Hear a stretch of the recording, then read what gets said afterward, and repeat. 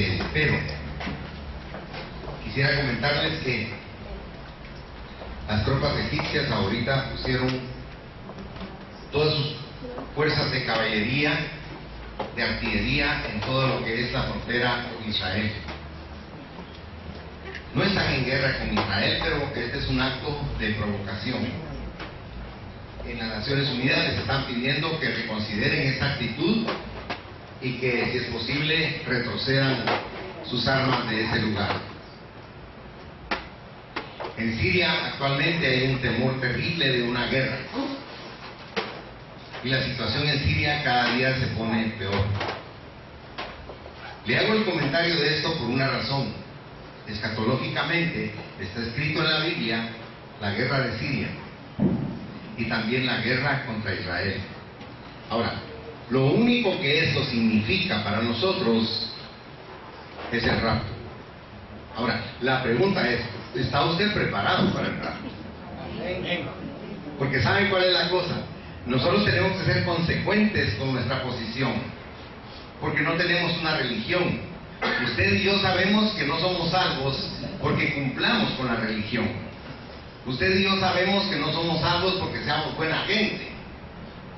Usted y yo sabemos que somos salvos por creer en la palabra de Dios, que Jesucristo es Dios, que vino a la tierra, que se encarnó, que murió, resucitó al tercer día, está sentado a la diestra del Padre y es nuestro eterno Salvador. Amén. Eso es lo que nos hace a nosotros realmente salvos. Ahora bien, eso produce un cambio, una transformación, porque cuando usted acepta a Cristo en su corazón de esa manera, usted se supone que nace de nuevo. Y dice que cuando usted nace de nuevo es como un bebé. Un bebé adolece de una serie de necesidades formidables que, si no se le cuida y se le atiende como es debido, se puede hasta morir. De tal manera que usted, cuando viene a la iglesia, viene a atender su espíritu. Cuando usted lee la palabra en su casa, está atendiendo su espíritu. Cuando usted ora en su casa y ora en la iglesia, está atendiendo su espíritu para que su espíritu crezca. Porque si no, solo tiene usted un gafete aquí puesto de que es cristiano y solo se está engañando a usted misma. Usted tiene que comprender que su trato con Dios y su relación con Dios es personal. Usted no va a apantallar a Dios con una imagen hacia las personas. Dios quiere que entendamos que lo que está buscando es nuestro espíritu. Y nuestro espíritu no tiene por qué fingir, porque Dios sabe cómo somos en el interior.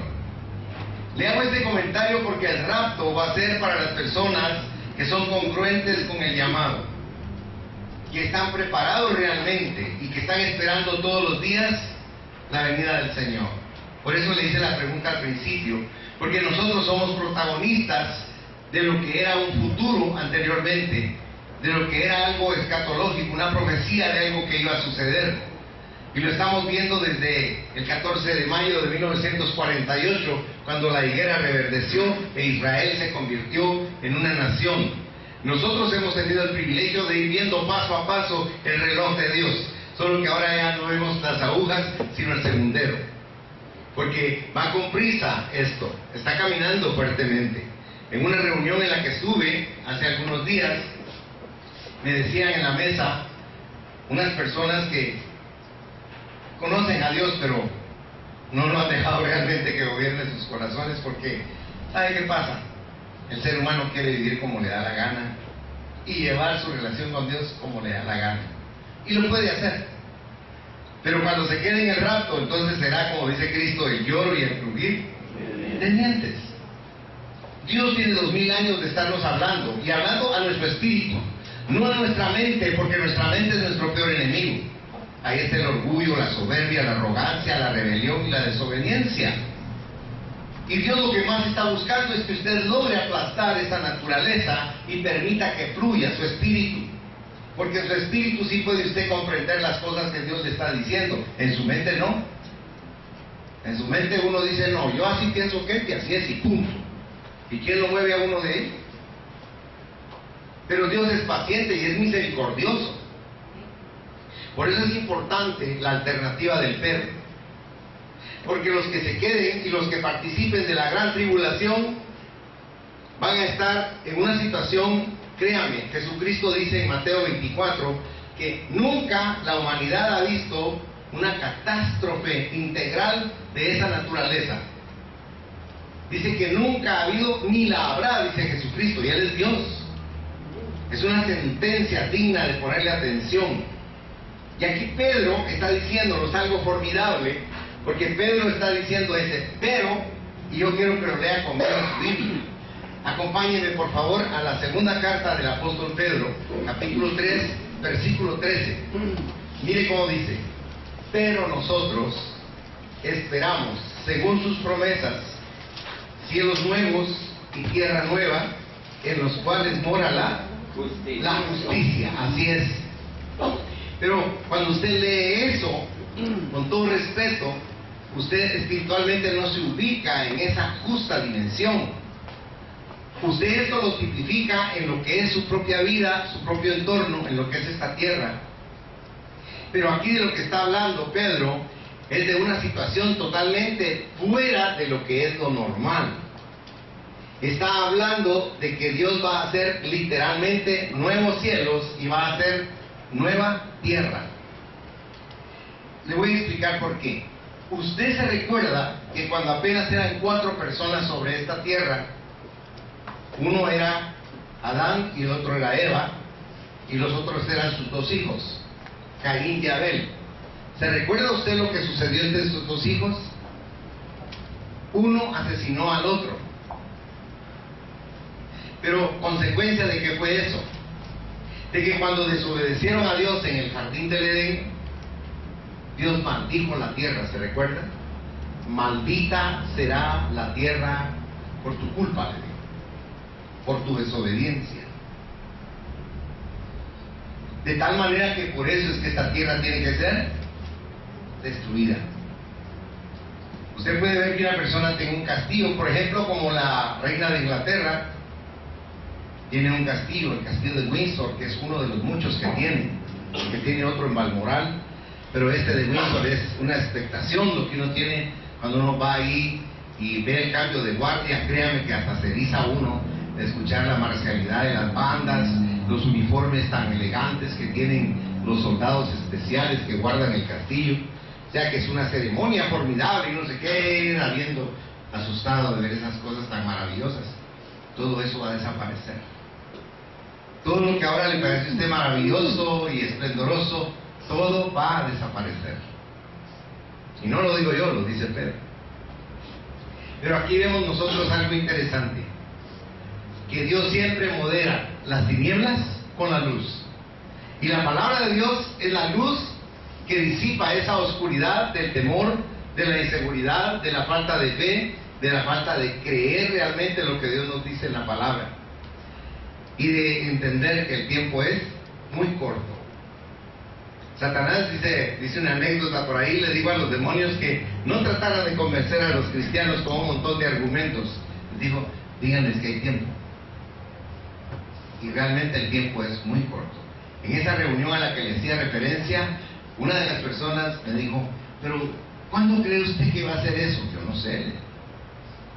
Puede ser hoy, puede ser mañana o dentro de un año. El único que sabe es Dios. Nosotros todos los días tenemos que creer que hoy va a venir Él para estar preparados todos los días. Amén. Porque no sabemos el día ni la hora, solo sabemos que por las cosas que están sucediendo se está cumpliendo lo que dice la palabra de Dios. Le voy a explicar algo escatológico. El rey Nabucodonosor fue el primer rey de reyes que hubo. Ahora se le llama emperador. Imagínense que este hombre cubría todo el mundo conocido de esa época. Era inmenso el territorio que el poderío de él cubría. Era como un dios, entre comillas. Por eso incluso había gente que lo quería adorar con una estatua. Pero este hombre tuvo un sueño, y el sueño lo inquietó de tal forma que no tenía paz. Y en este lugar, en Caldea, se practicaba mucho lo que era el ocultismo, la adivinación, la brujería, la hechicería. Y él llamó a todas estas personas y les dijo, yo tuve un sueño y no me da paz. Y entonces ellos le dijeron, oh rey, vive para siempre, dinos el sueño y nosotros te lo vamos a explicar. Y él les dijo, no, ustedes me tienen que decir qué soñé. Qué tremendo. Entonces, ¿qué soñé y qué significa lo que soñé? Le dijeron ellos, no existe ningún ser ni Dios que te pueda decir eso. El rey se molestó mucho y mandó que los mataran a todos. Pero dentro de ellos estaba Daniel, un siervo de Dios. Y Daniel le dijo al jefe de los eunucos que detuviera la orden y que le dijera al rey que le diera un poco de tiempo, que él iba a preguntarle a Dios, a su Dios, al eterno Dios. Y el Señor le dio la respuesta y le explicó al rey Nabucodonosor qué era lo que iba a suceder. Y le explicó que el sueño que él había tenido era una estatua gigantesca de él mismo. La cabeza era de oro, el pecho era de plata, luego venía bronce, cobre y al final hierro con barro cocido. En síntesis, le estaba hablando de lo que iba a ser el futuro, pero para ellos no era escrito ese libro porque ellos no podían ver el futuro. Porque un hombre, dice la Biblia, lo más que vive son 80 años.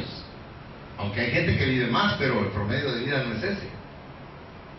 De tal manera que eso fue escrito para usted y para mí. Y posteriormente, Dios le explica por medio del arcángel Gabriel a Daniel cuál es el significado de ese sueño. Y le explica que la cabeza de oro es un león en yesto, o sea, un león erguido, y ese león es él. Y es un león alado. Las alas significa que era veloz la conquista que iba a crear Nabucodonosor, y así fue. Conquistó rápidamente las provincias que constituían su reino. Pero el siguiente reino era un reino que era un leopardo que tenía 4 cabezas y tenía 4 alas también. De tal manera que era un animal más veloz y las alas significaban que iba a ser mucho más rápido. Y da la descripción de ese rey. Y es increíble cómo encaja con perfección con Alejandro el Grande. Y al morir Alejandro el Grande, sus 4 generales tomaron posesión de todo el imperio que él tenía. Y si usted se recuerda, históricamente, él hizo mucho más rápido que Nabucodonosor sus conquistas a todo el mundo. Luego el siguiente reino era el Imperio Romano. Y el último es el que estamos viendo, la unión de todas las naciones de la tierra. La nueva era constituida para controlar perfectamente a cada individuo de la tierra. Ahorita en Estados Unidos hay problemas porque ya empezaron a los niños, a las escuelas, a los jóvenes, a ponerles un microchip también. Eso dice que es para controlar que no se escapen de los estudios y para saber dónde se encuentran. Pero todo esto lleva a un solo fin: el control universal de las personas que están en la tierra, para que el anticristo pueda ser el que gobierne todo este lugar. Nosotros no estamos puestos para esa ira que va a venir. No estamos puestos para ver esas cosas. Las sabemos, pero no las vamos a ver, porque nosotros somos hijos de Dios y estamos esperando cada día su venida para ser raptados por Él. Por supuesto, esto queda individualmente en el corazón de cada persona. Yo lo hago, yo lo siento así, pero yo no puedo pensar por mi esposa o por mis hijos. Ellos tienen que pensar por sí mismos también en su propia salvación. Jesucristo dijo que el que no creyera en la palabra de Él, como un niño, no podía entrar en el reino de Dios. Y ese es un problema donde, le reitero, entra la mente. Porque usted tiene su propio criterio, su propia formación, su propia doctrina personal, su propio criterio y su análisis personal de las cosas. Y hacerse como un niño es creerle a Dios lo que Él dice aquí. Déjenme decirle, yo le creo a Dios exactamente lo que Él dice aquí en la palabra. Y yo lo estoy esperando porque sé que así va a ser. Pero ¿sabe a qué me obliga eso? A tener una relación con Dios de temor. Pero entendamos, el temor de Dios no consiste en lo que Dios me va a castigar a mí por cualquier error que cometa, sino consiste en que yo puedo hacer llorar a Dios. ¿Sabía usted eso? Vaya a la carta a los Efesios, es tan amable, en el capítulo 4.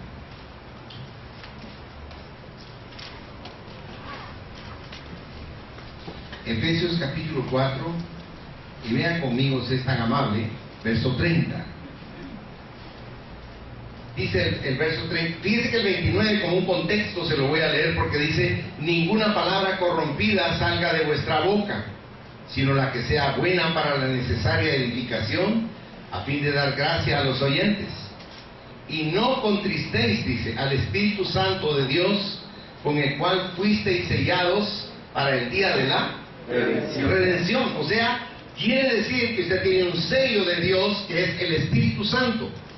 Satanás es un imitador de Dios, y lo que él tiene es una marca. Él va a marcar a las personas. ¿Y qué mejor forma de hacerlo que con un microchip, el cual para marzo del año entrante en los Estados Unidos ya es obligatorio? Ya lo están poniendo y vale $1, y ven esta parte subcutánea de la mano. Eso ya lo están haciendo. Pero como yo sé que usted es incrédulo, vaya a Apocalipsis conmigo, por favor. Yo necesito que usted sepa esto de la boca de Dios, que es la palabra. Amén. Vaya al capítulo 13, si es tan amable. Y me voy a permitir leerle del verso 14 al 18 rápidamente. Dice, hablando del anticristo y del falso profeta, dice: y engaña a los moradores de la tierra con las señales que se le ha permitido hacer en presencia de la bestia, mandando a los moradores de la tierra que le hagan imagen a la bestia que tiene la herida de espada y vivió. Y se le permitió infundir aliento a la imagen de la bestia, para que la imagen hablase e hiciese matar a todo el que no la adorase.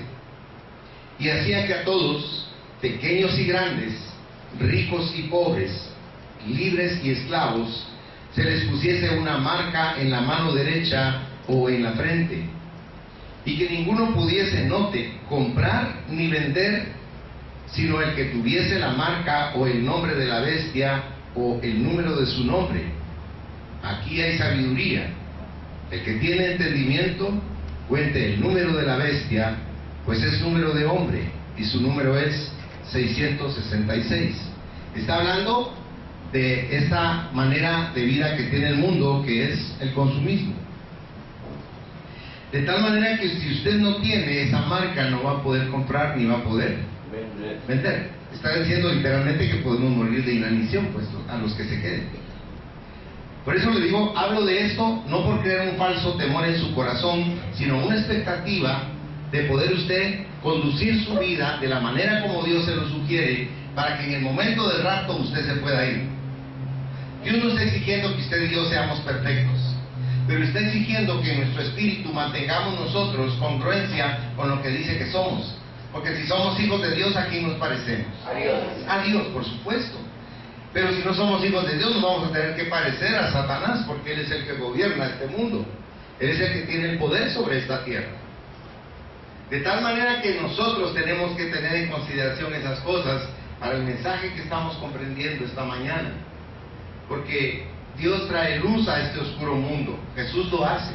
Él es la luz sobre este lugar. Él trae buenas noticias para todas las personas que están preocupadas por la situación.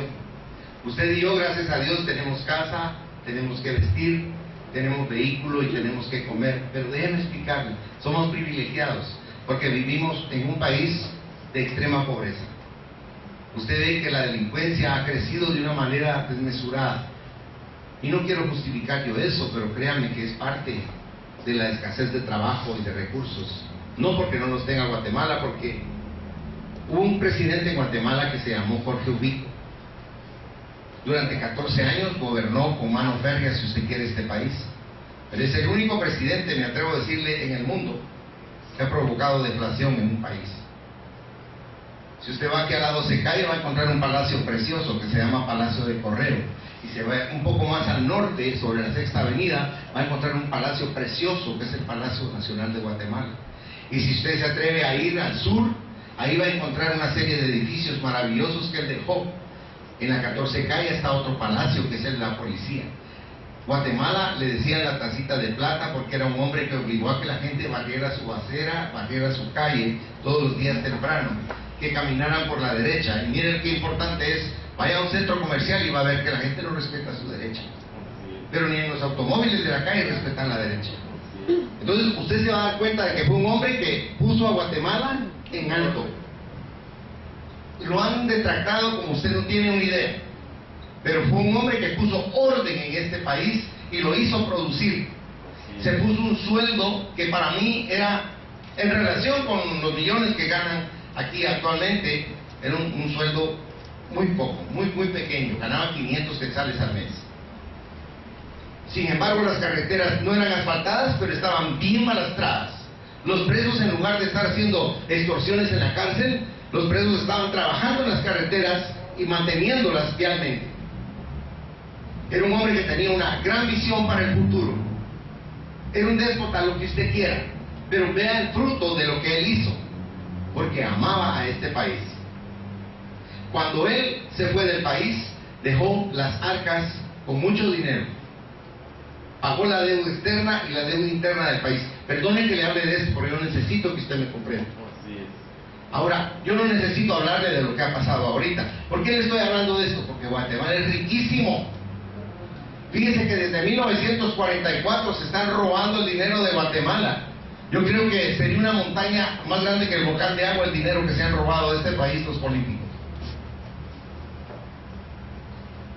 Y usted puede ver que se pelean por eso, porque sigue produciendo Guatemala. ¿Es rico o no es rico nuestro país? Gloria a Dios, vivimos en un país rico. Ahora imagínense que surgiera una juventud que se preocupara por el país y que lo amara, que dirigiera al país hacia un orden. Sería formidable, ¿verdad? Pero como no han querido obedecer a Dios y han hecho a un lado la palabra de Dios, en los países, en las empresas, en las escuelas. En Estados Unidos es prohibido que alguien le diga a uno feliz Navidad. Fíjese qué tremendo. Un país que supuestamente fue fundado sobre la Biblia, y eso es mentira.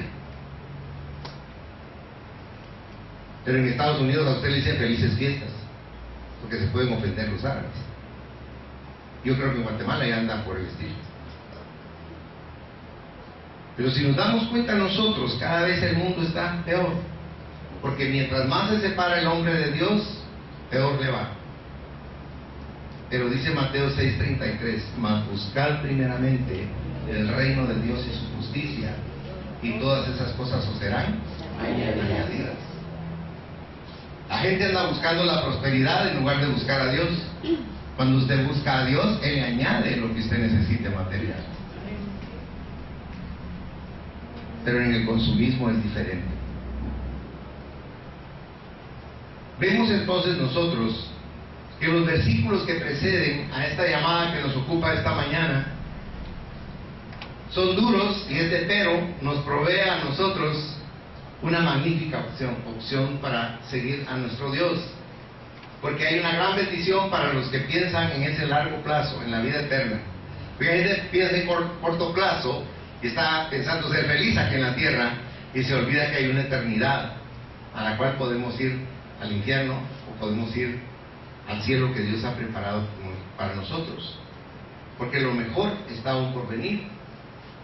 El Espíritu Santo nos revela a nosotros un futuro integral y nos enseña a descubrirlo en la Biblia. Es una bella revelación la que el Señor hace, y le quiero leer una sentencia que escribió hace muchos años un físico, Galileo Galilei. Dice Galileo: no le podemos enseñar nada a un hombre, solo le podemos ayudar a descubrirlo dentro de sí mismo.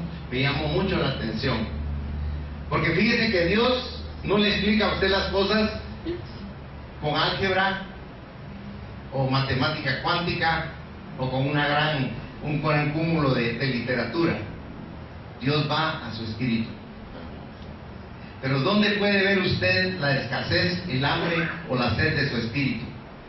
En el profundo desinterés que tenemos en las cosas de Dios. Y note por favor que no le estoy hablando de religión, le estoy hablando de una relación con Dios que le permita a usted madurar y crecer espiritualmente, para que usted pueda abrir sus ojos y despertar de este sueño en el que vive la humanidad, para ver la realidad que Dios nos ha planteado a nosotros. tenemos que estar preparados, hermanos, para el momento en que el Señor regrese y podamos ir con Él. Porque después del juicio, para nosotros va a haber gozo. Para los que fueron enjuiciados no, pero para nosotros sí. Yo le quiero leer una nota en relación con esto, pero antes quisiera que leyera conmigo en la segunda epístola de Pedro, en el capítulo 3, el versículo 10, si fuera bondadoso.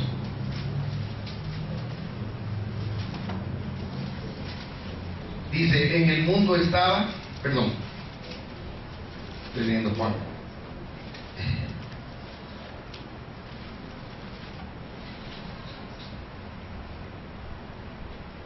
Pero el día del Señor vendrá como ladrón en la noche, en el cual los cielos pasarán con grande estruendo, y los elementos ardiendo serán deshechos, y la tierra y las obras que en ella hay serán quemadas. Mire qué tremendo lo que nos está diciendo él ahí.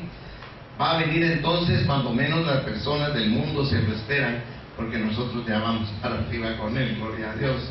Pero es tan importante la insistencia que tengo de que pensemos en el rapto. ¿Cómo podemos apresurar nosotros la venida del Señor? Porque nos preguntamos por qué se tarda tanto en venir, o simplemente por qué. Pero analicemos con detenimiento lo que se hace mención en estos dos versículos. Si usted no toma el versículo que leímos en el 10, empieza hablando del día del Señor, pero si usted ve el 12, dice, esperando y apresurándoos para la venida del que dice su Biblia, del día de Dios. Ya notó que es diferente, en el cual los cielos encendiéndose serán deshechos y los elementos siendo quemados serán fundidos, dice la palabra. Entonces, en estos versículos tenemos la mención de estos dos días diferentes, el día del Señor y el día de Dios, porque hay 4 días. El primero es el día del hombre, es el tiempo en que el hombre ejerce dominio de los imperios del mundo y que terminará con la irrupción de Cristo. Si usted lee conmigo en Daniel capítulo 2, el versículo 44, por favor.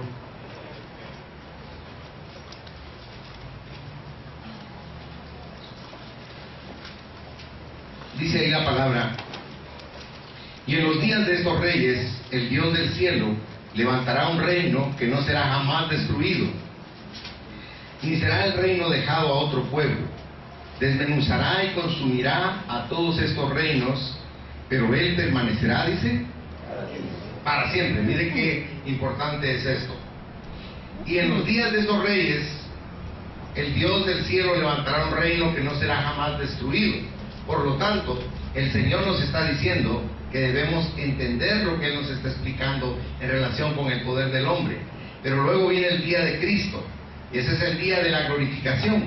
En segunda de Tesalonicenses 2, versículo 1, segunda de Tesalonicenses 2, verso 1 dice: pero con respecto a la venida de nuestro Señor Jesucristo y nuestra reunión con Él, os rogamos, hermanos, que aunque no os dejéis mover fácilmente de vuestro modo de pensar, ni os conturbéis ni por espíritu, ni por palabra, ni por carta, como si fuera nuestra, en el sentido de que el día del Señor está cerca. El tercer día es el día del Señor y es el día de la gran tribulación, y luego viene el milenio, ya cuando regresamos con el Señor después del rapto.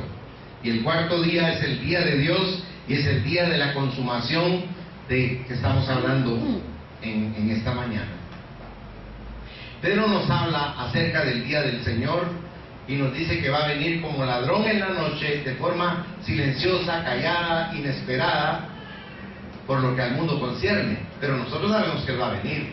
Al mundo no le interesa ni le importa, porque dice que los cielos desaparecerán con gran estruendo, las estrellas se encenderán y se desharán, la obra del hombre será, dice, quemada.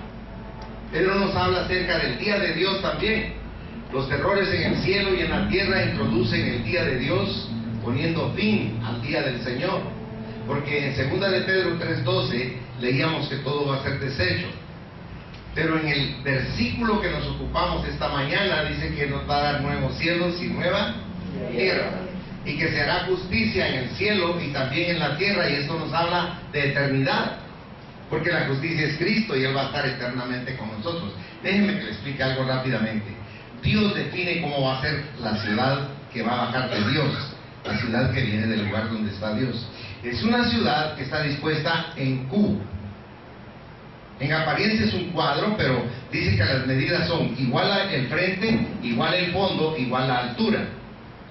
Le hago esa observación por una razón. La ciudad va a medir, según explica claramente Dios en la Biblia, 2.220 kilómetros de largo por 2.200 kilómetros de frente por 2.200 kilómetros de alto.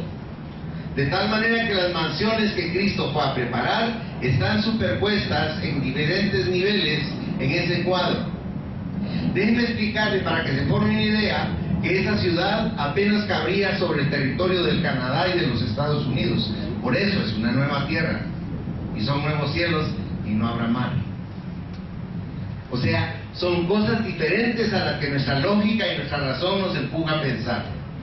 Dios nos hace que pensemos con detenimiento lo que Él tiene preparado para nosotros. Dice Pablo en 1 Corintios 2:9, dice, cosas que ojo no vio, ni oído oyó, ni han subido en corazón de hombre, son las que Dios ha preparado para los que le aman. Si nosotros amamos a Dios, eso nos tiene que entusiasmar y nos tiene que llamar la atención.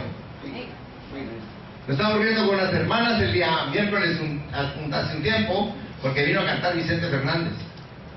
Mire que la ciudad, un montón de sillas vacías, pero dice que ahí donde cantó Chente no cabía la gente.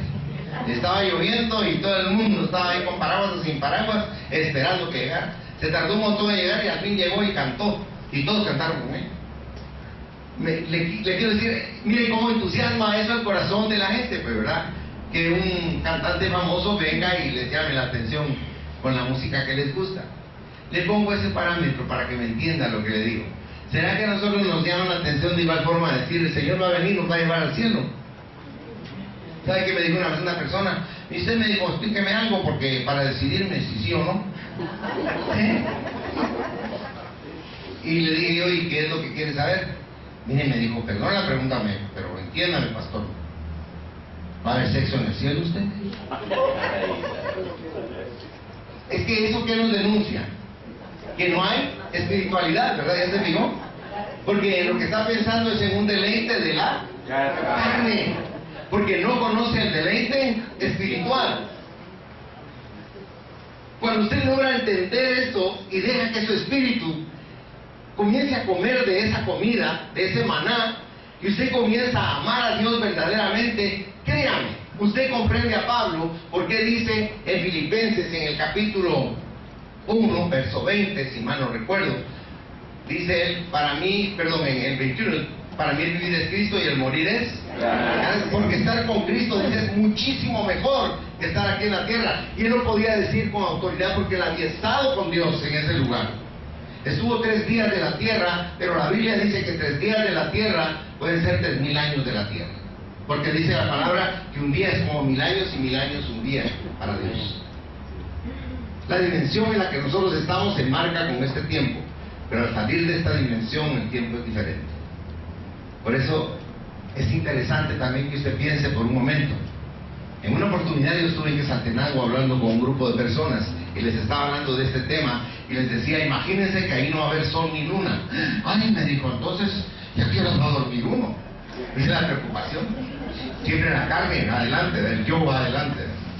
Ay, me dijo, pero ¿a qué hora vamos a dormir entonces? No vamos a necesitar dormir, porque el cuerpo nuevo que nos va a dar en el rato nos va a cambiar este cuerpo por un cuerpo como el de Jesucristo. Amén. Para que nosotros no tengamos problemas. Por favor, piense por un momento. ¿Será que si ahorita lo subieran a usted a 2.200 kilómetros de altura, usted podría respirar a esa altura? No. Pero la ciudad que Dios hizo, sí. Porque es otra ciudad, es otra tierra, es otra nuestra naturaleza. Ahí no vamos a tener envidia, ni cansancio, ni cólera, ni mal carácter. Ahí eso se fue, se quedó. Porque esa carne se quedó aquí en la tierra. Y la nueva carne, si usted le quiere llamar así, el nuevo ser, ya no tiene ese tipo de problema. Cuando uno comienza a comprender el plan de Dios para la bendición de nuestra vida, realmente uno comienza a buscar eso. La gente piensa que uno, porque es pastor, uno ama eso. Claro que eso ayuda, pero eso tiene que estar aquí adentro. Mire. Porque si eso no estuviera dentro de mí, yo le estaría diciendo a usted: mire, quiere ser bendito, quiere recibir bendición, quiere ser próspero, quiere tener sus 2 millones más. Traiga aquí la plata. Tendríamos unas 5 veces plata aquí, ¿verdad? Y le estaríamos bombardeando para que usted dé dinero. Hermanos, no es la iglesia para eso. Ese es el comercio del que estamos hablando. Esa es la sociedad de consumo, el 666. Usted tiene que buscar a Dios y la palabra de Dios. Eso es lo que usted tiene que buscar. Eso es lo que usted y yo necesitamos. Cambiar ese esquema de pensamiento estereotipado que nos han metido por años y nos han alienado la mente con eso, pensando que esa es la vida. Mire cuánto latinoamericano está muriendo de hambre en los Estados Unidos y viviendo como un delincuente, porque es el sueño americano. ¿Y qué les ha traído el sueño americano? En cambio usted no sueña, usted tiene la certeza de que Dios le tiene preparado una ciudad diferente, una nación diferente, una tierra diferente. La gente se burla de nosotros y dice que somos locos. Amén, somos locos por Cristo, porque amamos a Jesús con todo nuestro corazón. Pedro nos habla acerca del día del Señor también. Los terrores del cielo, dice, y de la tierra introducen el día de Dios, poniéndole fin al día del Señor. Nos habla de nuevos cielos, como les decía, y de la justicia. Pero para apresurar la venida del Señor, en primer lugar, tenemos que tener una vida santa. Déjenme que le explique. Cuando la gente oye vida santa, piensa que se tiene que andar así, ¿sí? Y con una su ruedita y unas alitas. Ya no camina, sino vuela por el helicóptero. Eso no es ser santo. La palabra santo viene del griego hagios, que quiere decir apartado. Dios conoce su naturaleza y la mía. ¿Sabe por qué? Porque Dios estuvo en un cuerpo igual al suyo y al mío. Él sabe cómo reaccionamos y cómo somos realmente, porque Él vivió en un cuerpo como el nuestro. Por eso si usted va a Hebreos, en el capítulo 4, del 14 al 16, dice que usted se debe de acercar con confianza al trono de la gracia, porque tenemos un gran sumo sacerdote que traspasó los cielos y que estuvo en un cuerpo como el nuestro y que tiene empatía con nuestra situación y puede comprendernos perfectamente. A mí me dijo un día una persona en una reunión: mire pastor, me dijo, ¿y es pecado echarse un trago? No, le digo. ¿Y una cerveza? Tampoco. Y entonces me dijo, déjenme que le haga la pregunta yo, órale, ¿será que usted se toma un trago y ahí se queda? No, no tiene chiste, uno no es ninguno, pero no tu dicho, aviole, ese es el problema. Porque ya no se toma usted el trago, sino todos los tragos se los toma usted. Y Dios no prohíbe que usted tome, Dios no prohíbe nada aquí, pero le dice que todos los excesos son nocivos para su vida. Es malo para la vida. Uno tiene que comprender eso. Dios quiere cambiar nuestra manera de pensar. Para apresurar su venida también es mediante una conducta piadosa. O sea, lo que usted está haciendo esta mañana se llama piedad. Buscar a Dios y escuchar la palabra de Dios con atención se llama ser piadoso. También mediante una santa conversación. Tenemos que cuidar de lo que hablamos, porque dice que de la abundancia de su corazón va a hablar su boca, ¿verdad? Tenemos que tener cuidado cómo hablamos. Debemos estar esperándolo, pero anhelantes.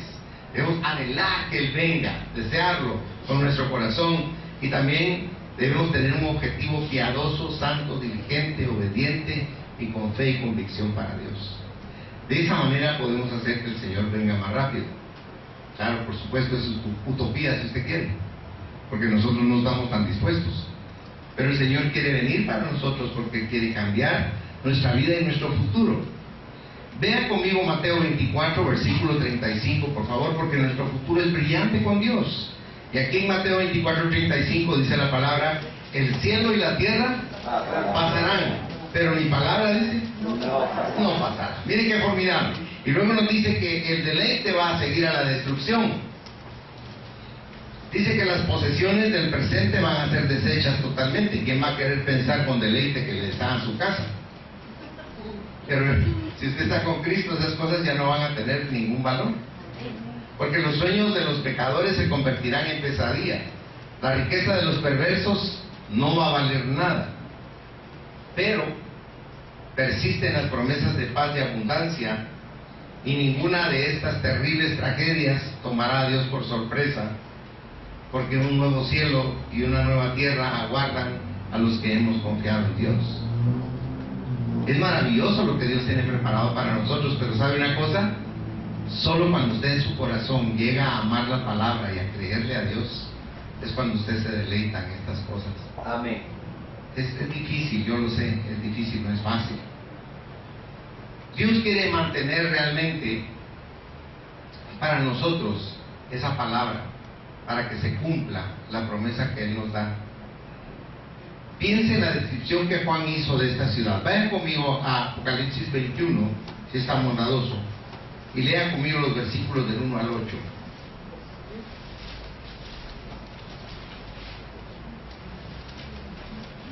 Todavía tenemos unos minutos, hermano.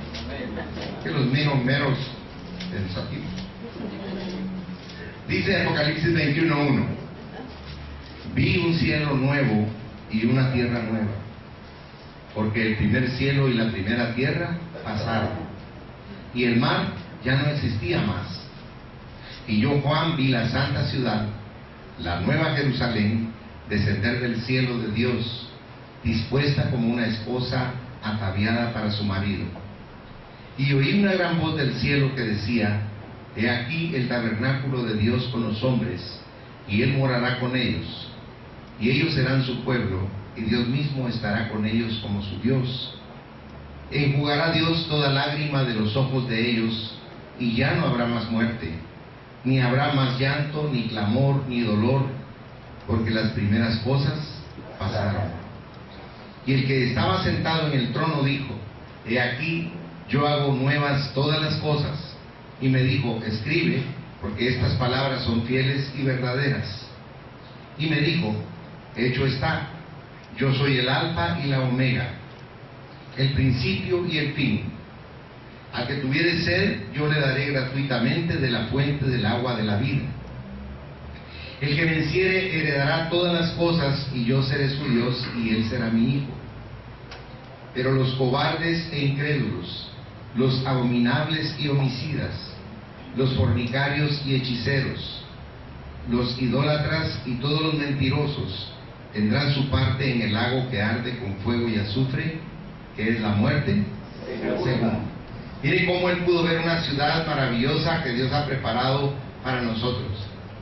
Dice que el muro tiene cimiento de todas las piedras preciosas que menciona la Biblia. El muro es de oro también, es un muro precioso de oro, y es bien alto, más de 127 codos, dice que mide, más de 50 metros de alto, y que de cada lado, en cuadro, tiene 3 puertas, y cada puerta es una perla gigantesca. Ahora, ¿por qué? Si usted va a la Biblia, va a ver en el Éxodo que en el centro del campamento israelita estaba puesto el tabernáculo, y en cuadro estaban dispuestas las tribus, 3 tribus en cada uno de los 4 lados. Eso implica esas puertas que el Señor tiene para nosotros. Los cimientos también tienen el nombre de los apóstoles, porque la iglesia nueva en la que estamos está cimentada sobre los apóstoles que el Señor levantó para que doctrinalmente nos prepararan. O sea, es un lugar maravilloso el que Dios tiene para nosotros, pero hay algo bien lindo, porque esa ciudad va a descender del cielo, pero dentro de esa ciudad, si usted vio bien el verso 4, ahí dice claramente: enjugará Dios toda lágrima de los ojos de ellos. Quiere decir que ya no va a haber las angustias y las penas que hay aquí, que nos hacen llorar, y ya no habrá muerte, ni habrá más llanto, ni clamor, ni dolor, porque las primeras cosas, la primera tierra, ya no existe. Ahora, déjenme que le lea, por favor, en Oseas capítulo 13, el versículo 14. Dios va a destruir a nuestro más terrible y abominable enemigo, que es la muerte y la tumba. Dice: de la mano del Seol los redimiré, los libraré de la muerte. Oh muerte, yo seré tu muerte, y seré tu destrucción, oh Seol. La compasión será escondida de mí, vista, porque Él va a destruir ese dolor tan profundo que tenemos cuando perdemos a un ser amado. Esta mañana, antes de venirme para la iglesia, una vecina estaba lamentando con mucho dolor que su hijo, que era un hombre muy trabajador, tenía un taxi y anoche condujo a unas personas, lo asaltaron y lo asesinaron adentro del taxi. Tenía 21 años el joven. Entonces, ¿se pueden imaginar ustedes el dolor que siente un padre y una madre ante esa tragedia tan terrible? ¿Puede entonces ustedes comprender lo que Dios nos dice aquí en la palabra? Que ya no va a haber llanto ni ese tipo de cosas. Entienda que Dios nos quiere sustraer de esta vida de dolor y sufrimiento y nos quiere poner en un lugar donde la fidelidad es lo que nos va a ceñir. Porque Dios es fiel hacia nosotros y Él nos ama con amor eterno. Mire, vaya por favor a Jeremías en el capítulo 31, lea el verso 3 si están amados, mientras yo les sigo predicando. La justicia, dice, para terminar el mensaje, seguirá al desorden y a la ruina. Nuestro justo Señor va a estar reinando entonces en el nuevo cielo y en la nueva tierra, y usted va a tener acceso a Él. Si usted quisiera ahorita hablar con el presidente, no puede, ni ahorita ni nunca. Tendría que hacer una supercita para que lo atendieras. Una persona muy ocupada. Pero usted, aunque no lo pueda creer, aquí con usted y con nosotros está el Creador del universo. Aquí está Dios. Amén. Dios está aquí. Aleluya. Gloria a Dios.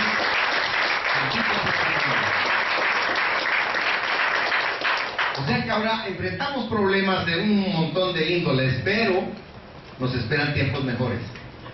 Un lugar diferente en el cual no va a haber vejez, no va a haber cansancio, no va a haber fatiga, no va a haber aburrimiento, porque es algo diferente lo que Dios tiene para nosotros.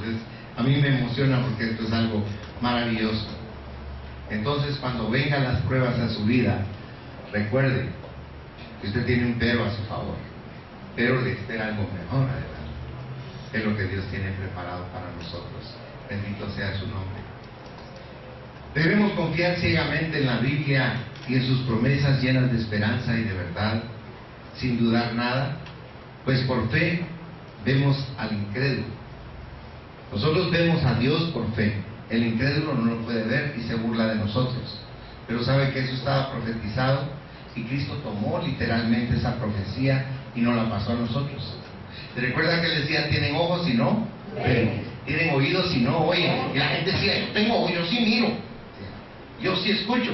Entonces le decía, Señor, si estás aseverando eso, le decía a los sacerdotes, que tú miras y tú escuchas, más grande va a ser tu castigo. Porque si tú sabes esas cosas, ¿por qué no las obedeces? Porque les estaba hablando Él de manera simbólica de que tenían ojos espirituales y no los abrían, oídos espirituales y no querían escuchar. Es más fácil poner una pared y no escuchar lo que Dios nos quiere decir, porque no nos gusta.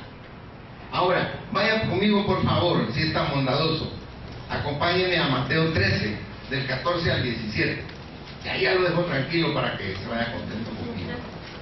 Mateo 13, del 14 al 17 dice: de manera que se cumple en ellos la profecía de Isaías, que dijo: de oído oiréis y no entenderéis, y viendo veréis y no percibiréis, porque el corazón de este pueblo se ha engrosado, y con los oídos oyen pesadamente, y han cerrado sus ojos, para que no vean con los ojos, y oigan con los oídos, y con el corazón entiendan, y se conviertan, y yo los sane. Pero bienaventurados vuestros ojos, porque ven, y vuestros oídos, porque oyen. Porque de cierto os digo, que muchos profetas y justos desearon ver lo que veis, y no lo vieron, y oír lo que oís, y no lo vieron. Déjenme decirle algo. Yo quiero que entienda algo. Aquí en la iglesia no somos perfectos, somos una iglesia común y corriente. Pero Dios lo trajo a usted aquí para hablarle a su espíritu, para sacudirle su alma y para que usted ya no juegue a ser cristiano, sino tome con conciencia esa posición espiritual no ante mí ni ante las demás personas, ni ante su propia familia, sino ante Dios Todopoderoso. Y le ruego un gran favor, hable con él y dígale: Dios, el pastor me dijo tal cosa en la iglesia, confírmamelo tú, Señor. Yo lo reto a que le pida confirmación a Dios, porque yo estoy haciendo la voluntad de Dios. Yo no estoy haciendo algo que me sale a mí de la manga. Yo lo estoy tomando de la palabra de Dios para usted y para mí también. Porque sería triste que yo le predicara a usted algo y que yo no lo hiciera. No tendría autoridad moral para hablarle a usted de eso. Yo contra quien más lucho, si usted lo quiere saber, es contra mí mismo.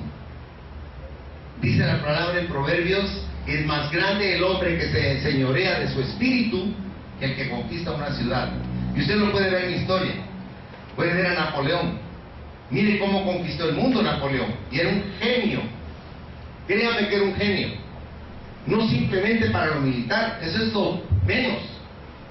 Mire los códigos napoleónicos, cómo están funcionando en todas las leyes del mundo. Es algo formidable la inteligencia que ese hombre tenía. Por algo era chaparro.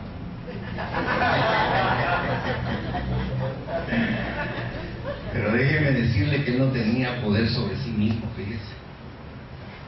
Eso es lo triste de él. Gobernó el mundo a su antojo y muy mal, pero su vida no la gobernó. Usted tiene un ayudador que se llama Espíritu Santo. Y cuando usted no sabe cómo actuar o considere que está en duda, háblele, porque Él es el consolador. Y Dios lo envió para eso, para que nos ayude, para que caminemos donde Él quiere que caminemos, para nuestro bien.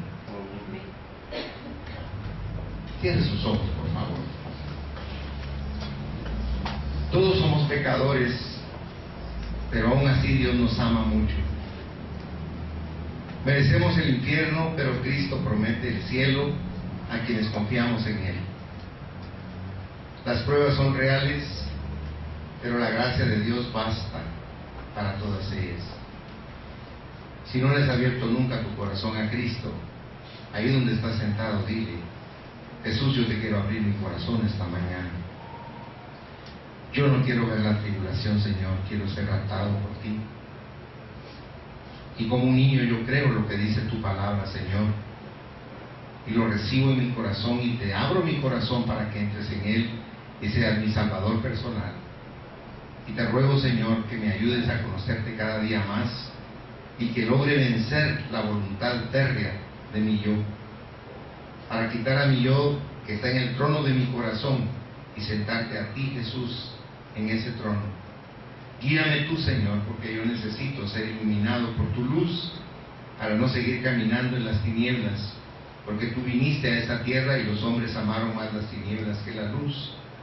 Pero yo quiero llenarme de tu presencia y conocer tantas cosas maravillosas que desconozco de mí mismo y de ti, mi Señor. Lléname hoy, por favor, te lo ruego. Ven a mí, Señor, y consuela mi corazón. Sigan orando, mis hermanos. Sigan orando, por favor. Si alguien hizo esta oración por primera vez en su vida, levante su mano. Yo quiero orar por usted. Yo quiero bendecirlo en esta mañana. Señor Jesucristo, yo te agradezco porque tú amas a cada uno de los presentes, a todos ellos que tienen orando en su corazón. Señor, ellos hicieron un esfuerzo por venir esta mañana a la iglesia. Sácialos tú, Señor, te lo ruego. Llena tú su vacío existencial. Responde a todas sus interrogantes interiores. Consuela sus corazones en sus angustias, en sus penas, en sus problemas, en sus frustraciones, Señor. Cambia su lamento en baile, Señor. Y dales óleo de gozo en sus cabezas en vez de tristeza. Permite que ellos te puedan conocer y puedan saber que tú eres el Dios eterno y todopoderoso que está aquí en esta mañana para bendecirlos, para cubrirlos, para ayudarlos. Yo te lo ruego, Señor, para que no consideren pérdida de tiempo el haber venido, sino un enriquecimiento espiritual para su propio ser. Por eso yo, como tu ministro, como tu sacerdote, yo los bendigo, Señor, por nombre y por familia, en el nombre del Padre, del Hijo y del Espíritu Santo. Y te pido, Señor, que hagas resplandecer tu rostro sobre cada uno de ellos y que puedan ver tu luz a través de la palabra, Señor. En el nombre de Jesús, tu Hijo amado, te lo agradezco. Amén, Señor, y amén.